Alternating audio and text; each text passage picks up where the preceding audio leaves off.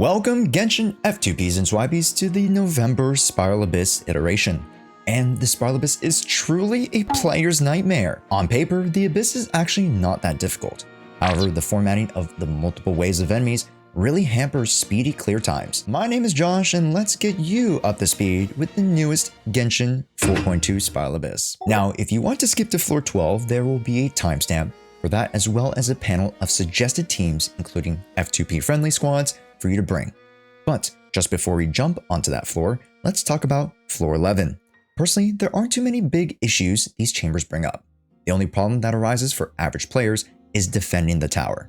And the best way to combat this is to either CC the slimes and flowers with Anemo poles, or potentially electrocuting them, or even just using Hydro and Cryo. Suggestions for floor 11 groupings for chamber 2 are to slide to the side of the 3 Doritos and they'll clump up nice. And for chamber 3, those 2 Fontanian hunters can be a pain. Focus on the Cryo Dasher, or else you'll be stuck chasing them down around the arena like so. Here are some variations of teams that I suggest for this. We have a purely F2P team up top, as well as a more vet team with some key 5-star units that generally more people should have built in their accounts. Nahida and Kazuha mainly, just for their large impact. Moving on, let's start to break down floor 12, and it's not going to be pretty, so stay with me. First half of chamber 1 starts off with 1 Dendroheliodril and 1 Pyromage. Using elemental damage to shred the shield will be your best bet here, and to be honest, this is the least of your concerns. Ideally, run these 2 down quick, because there are 2 more waves after this. Next comes the Mage and 2 Rift Hounds, which these hounds return to the Abyss to make our clears miserable. As you can see with my initial ult account team, I'm utilizing on-hit freeze to run them down.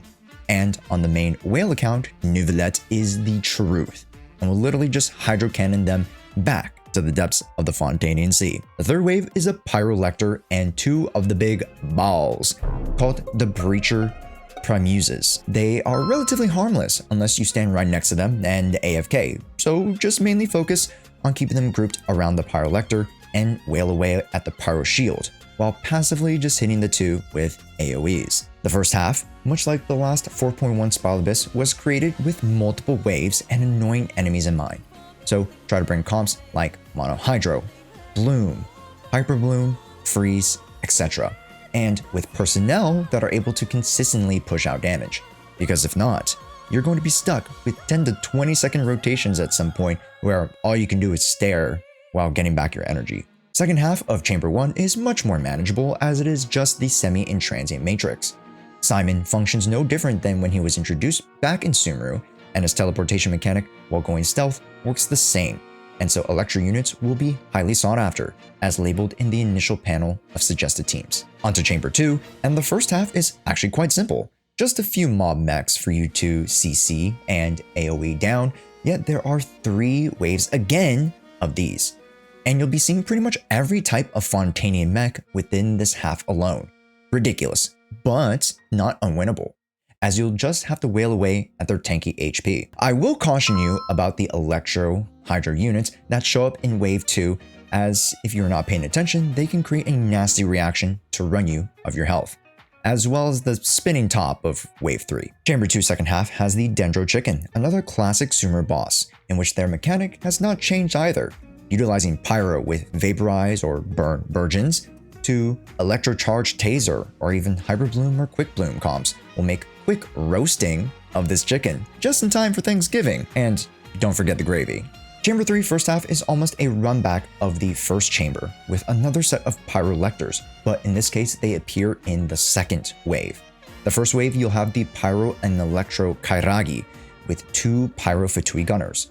Please be careful of the Pyro Gunners, as I did not in my practice run and got overloaded when the Electro Kairagi went for their big slash and my Nahida got absolutely cooked. One trick to utilize is the jump back animations of the Fatui agents. After their initial single Pyro bullet, if you are in close proximity, they will jump back relative to your facing position. With this knowledge, as you saw earlier, I just faced their backs to the wall and pushed them all together with the Kairagi to group them and prime them ready for an Ayaka ult or Big Bite and Blast, or just use Nuvolette. Then comes the 2 Pyro Lectors, and all you need to do here is group them by edge pulling one close enough to the other for you to apply your CC or Hydro application. Chamber 3 second half is a toughie, having Coppelia back again in the center. It was so much nicer with Coppelius in the middle, but regardless, with great damage you'll be able to whittle them down quick.